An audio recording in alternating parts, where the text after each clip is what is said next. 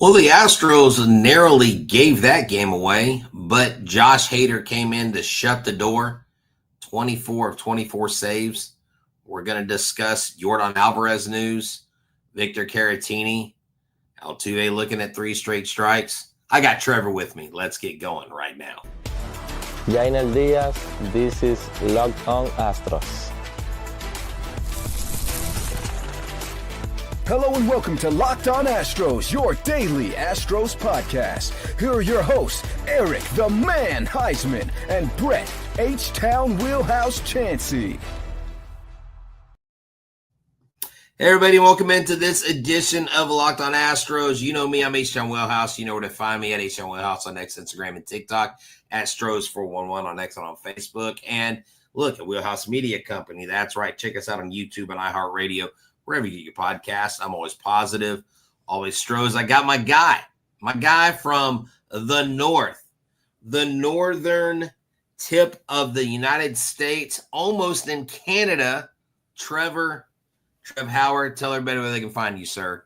Brett, thanks again for having me on the show. Love being on here. Love being a part of Wheelhouse Media. You guys can find me on X at Trev Hauer, TREVHAUER. If you want to see some really funny Astros tweets during the game, I'm your guy to follow. That's right, man. No, for real. This has been fun, bringing you on. It's always good to know that we have someone who can come in and fill in. And I was going to share with the people at the very first part of the show, but before I do, this episode is brought to you by Monarch Money. Monarch Money helps you take control of your finances with Monarch Money. Use the code LOCKEDONMLB at monarchmoney.com for 50% off your first year. But Eric is in the very hot state of Arizona. And he actually sent me a picture, and once it downloads to my computer, I'm gonna actually, I have it right here. Eric sent me a picture of him. He had a spotlight done by his company. He's doing an internship, and there he is. And look, what does he do? He mentions Locked On Astros, and then he mentions me. Wow, thanks, Eric. I feel the love, man. So there's Eric. He is out in the hot Arizona desert. Sent me another picture with his company shirt on. He's like, you can't send that one. But he's out there, and I was like, dude, go to bed. Trev's on with me, so we went ahead and picked you up. So before we get to the game, before we get to the diciness of this game, okay? Here you go. Michael's giving you a name, the Stro from Buffalo. The Stro from Buffalo, the Buffalo Stro. That's right. I love it. So let's just get it all out there. Yordan Alvarez shut down in West Palm.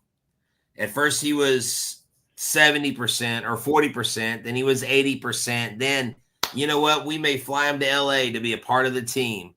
Then he took dry swings. Now, I have never heard the term dry swings used in a report.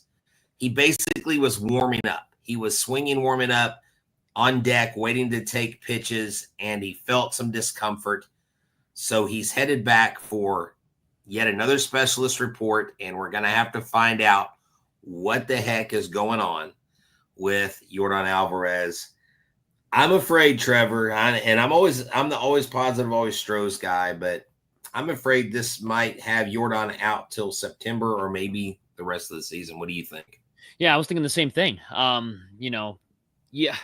could go on for hours and hours about what I think about overall what they've been telling us over the media regarding medical stuff. And when I hear on the Sean Salisbury show this morning from Dana Brown that he has a chance to go out to Dodger Stadium, I'm like, there's no way. There is zero chance that we even see him. He doesn't even fly to LA. He's in Florida. You're gonna have to fly him out separately, fly him into LA. There's no way that's gonna happen. And then on top of that, in typical media, medical stuff fashion with the Astros, we find out, a setback. Oh, that's the S word that we hate. That's the S word that we hate.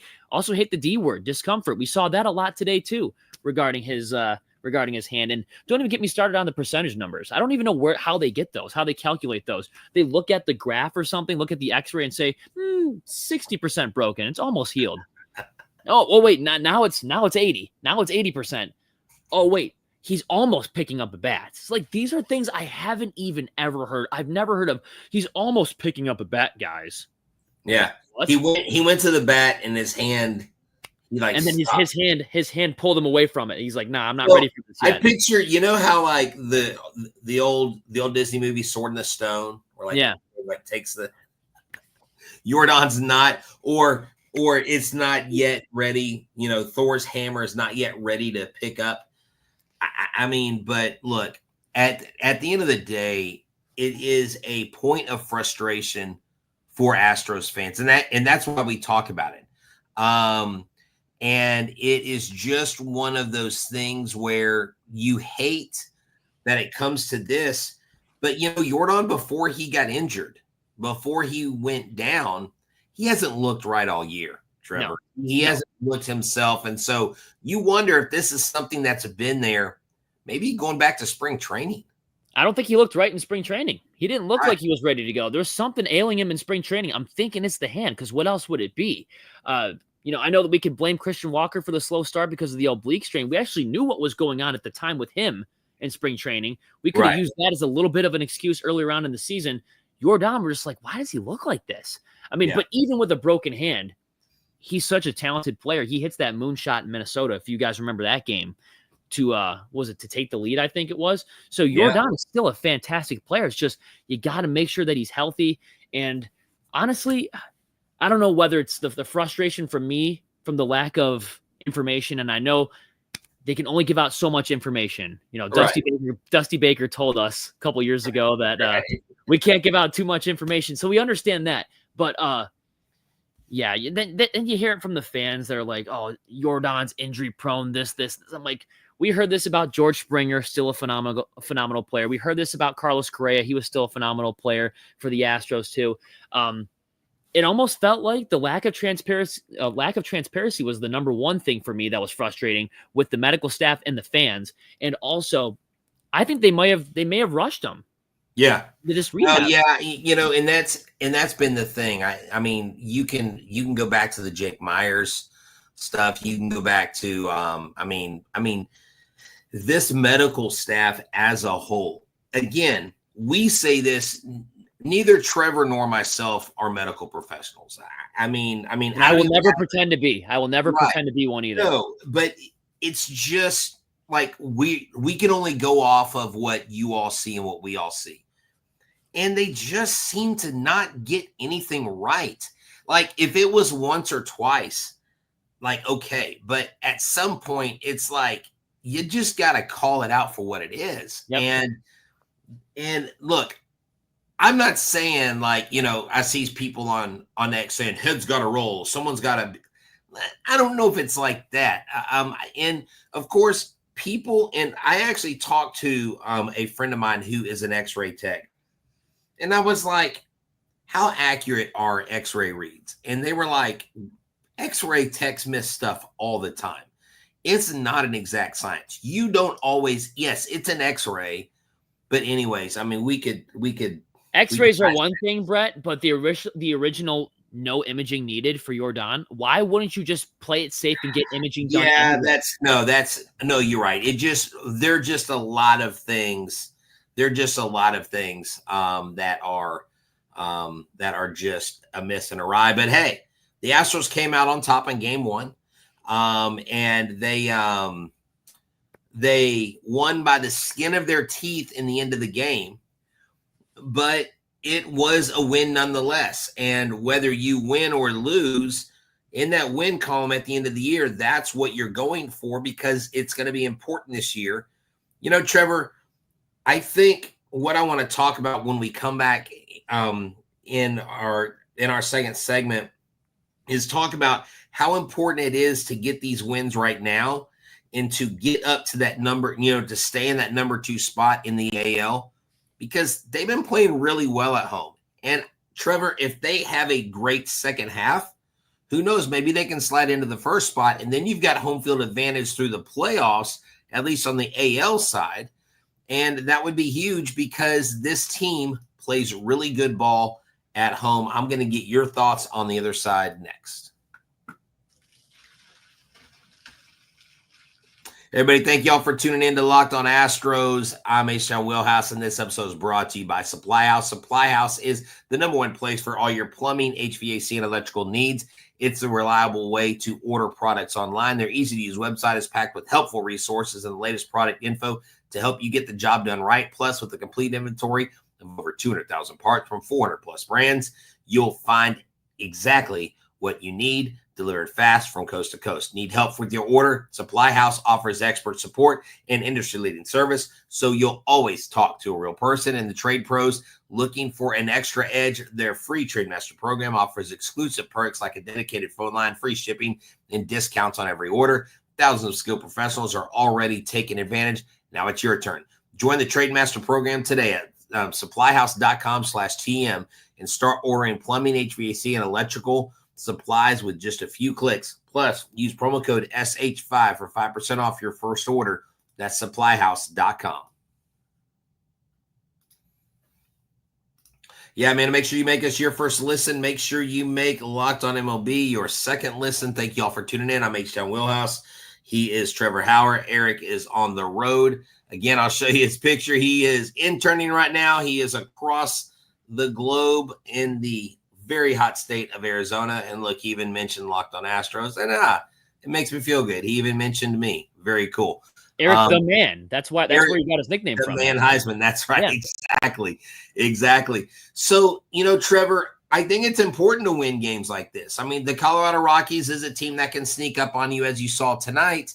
And, they are a major league team. So you've got to take every team seriously. And when Altuve's looking at 3 straight strikes in the strike zone at the end of a game to not help extend a lead. With 2 runners on. Right, with 2 runners on, with 1 out. These games are important. But don't you think it's important for them to position themselves and continue to climb? Because that home field advantage this year actually looks like it's going to be a home field advantage. No, it's huge. I mean, I know the Rockies are a major league ball. They're a major league ball club, just like you said. But here's the deal. If you can play in those conditions of Coors Field, especially on a night like this where Coors Field was very Coors Field-esque, and by that I mean balls bouncing off the wall. That was weird. Right. Grand slam stuff that we're usually not used to seeing, watching the Astros hit grand slams. But they're still a major league ball club. You got Seattle losing tonight as well. As of right now, I believe they're down 5-3 in the 8th or 9th inning right now. So you jump on top of that. You had some guys on the Rockies that were tearing you up, giving you some headaches, especially that 3-hole hitter going 5 for 5. But you're still a major league ball club. You need to win this game. You got to get better on the road in general. And a good way to kickstart that road. I don't even know if a rally is the right word when you're 17 games over 500, but get that road record back to where it should be. Back to last year's status is a big win against the Rockies. Exactly. So right now they're 19-20 on the road. So they're still 1 game under 500, where they are now, let's see, I think they're 35 or 36-10, or no, 37 or 38-10 at home.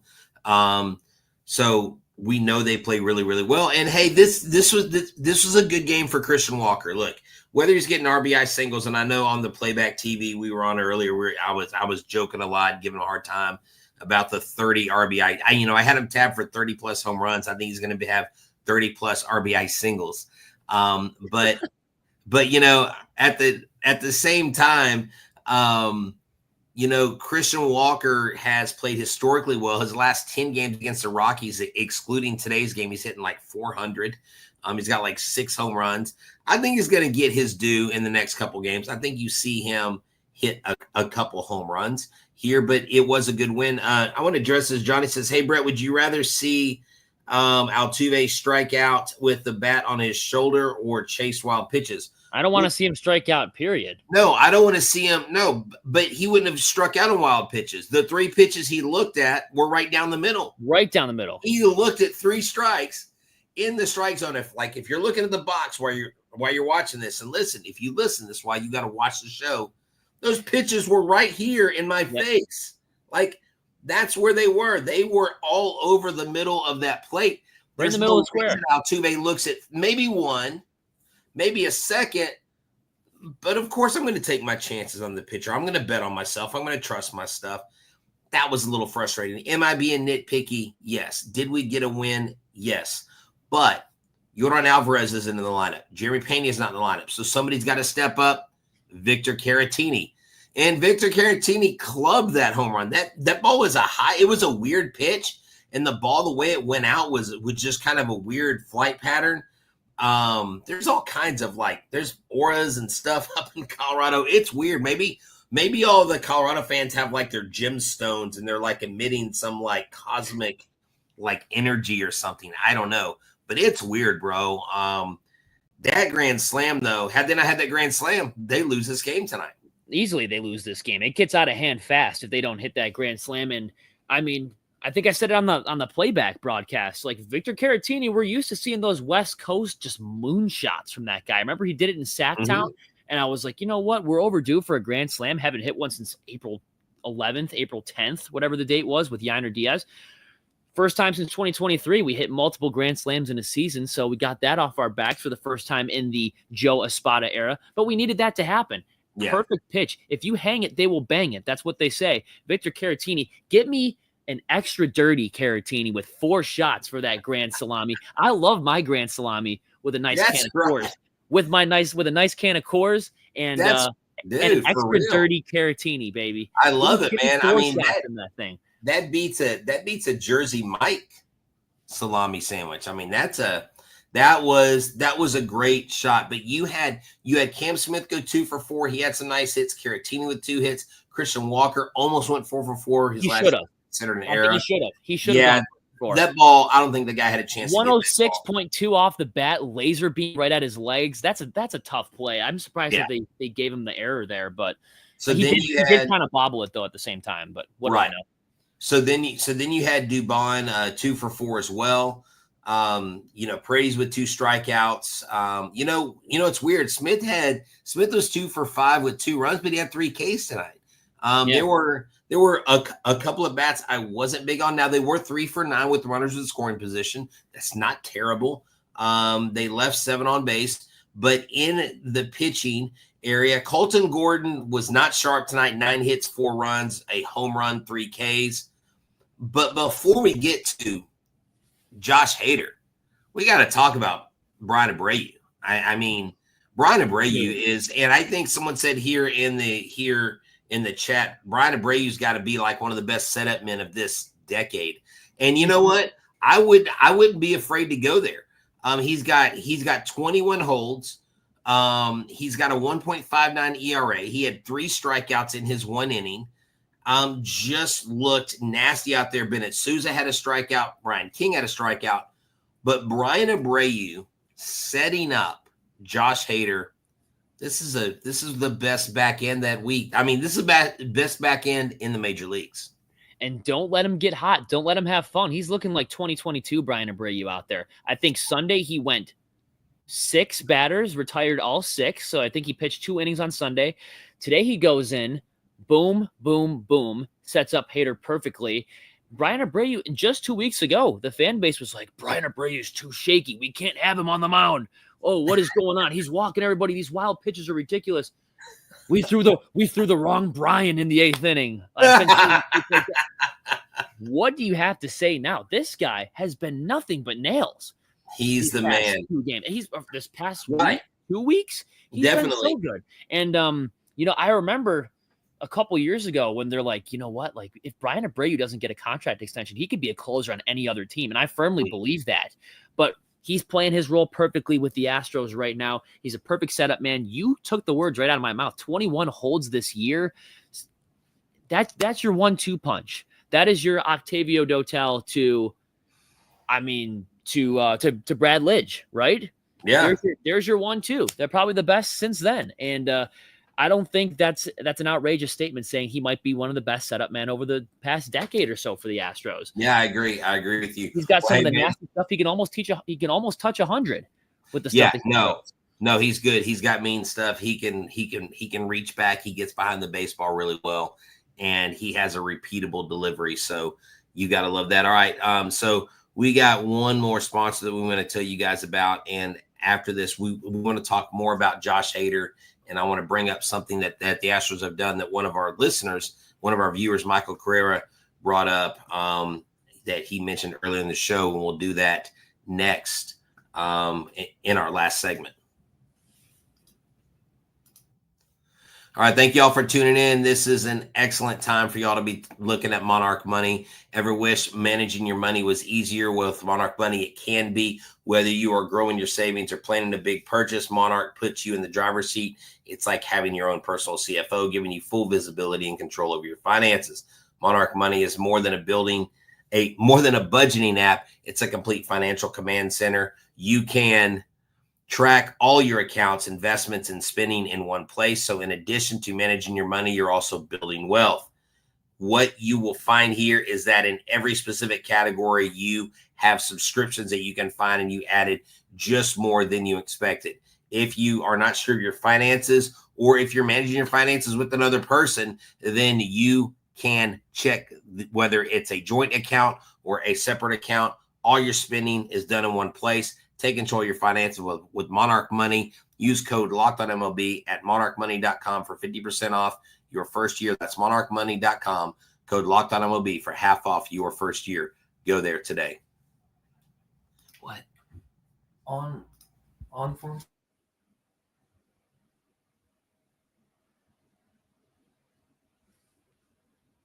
All right, so we are back here.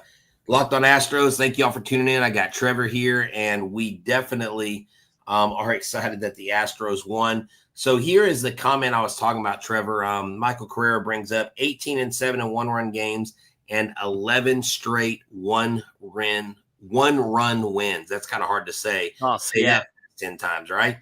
Man, this is a stretch, and the team just keeps doing it, Trev. And what do they say all the time in any sport? Good teams find ways to win. It's tough to win one-run games on a consistent basis. Hell, we saw that last year. The amount of times that they were on the wrong end of those one-run wins. But this time, 18-7 going into this year, and it's really encouraging knowing that the hardest part of your schedule is in the rearview mirror.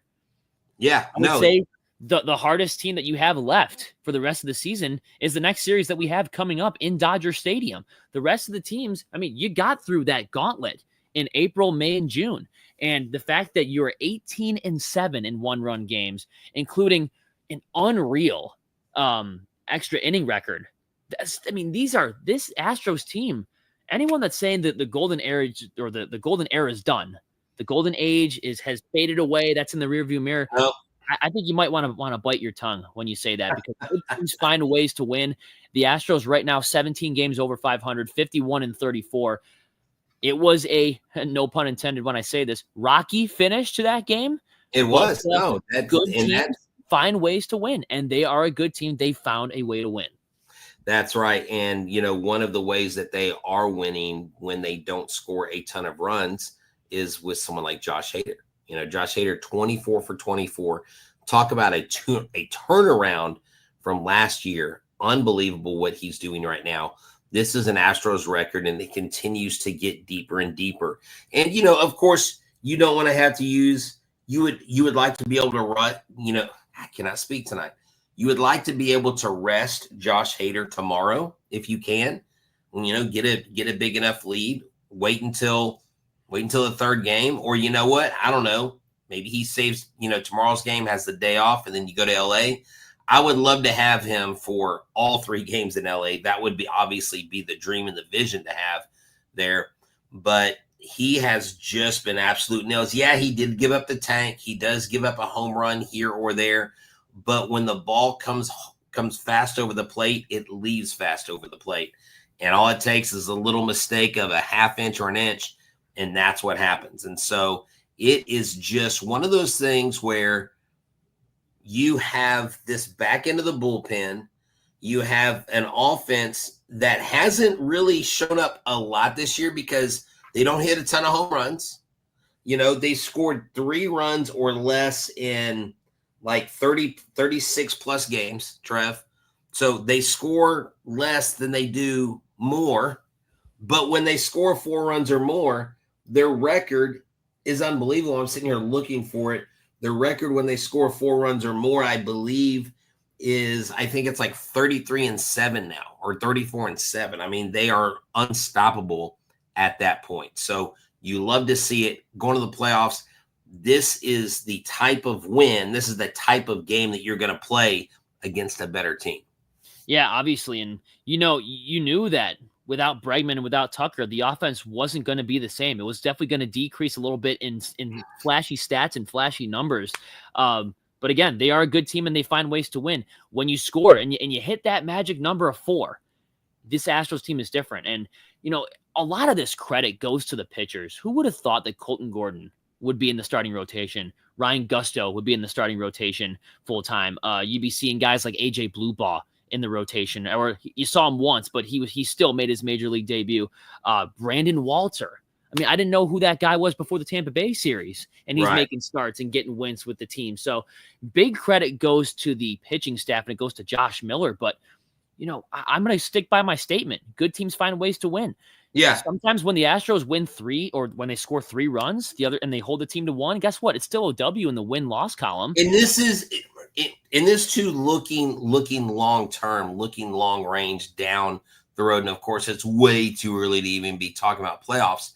But if this is a type of team that can continue to scrap across these wins with 1-run victories, then you don't have to worry about them getting into a tussle of a 3-2 ball game, because more than likely they do well. Heck, in extra innings, they're 5-1. So, and they haven't been good at home the last several years.